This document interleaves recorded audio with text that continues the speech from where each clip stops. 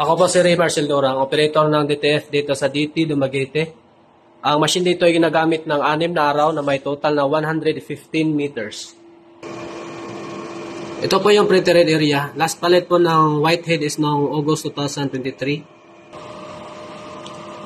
Ito naman yung copy na may 70% good condition. Head clean.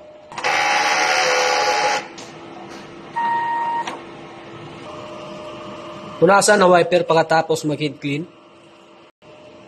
At nozzle test.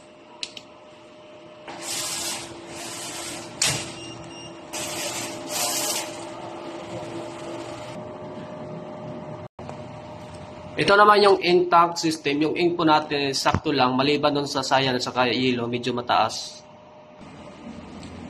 Ito naman yung waste tank area, last disposal po kahapon.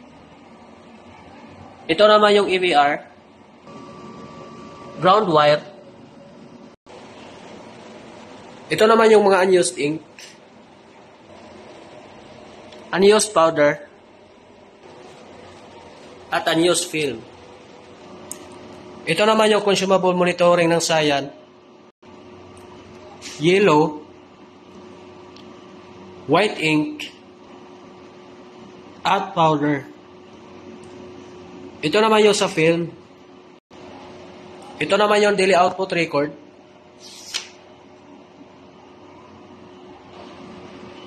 At printer daily checklist. Salamat po.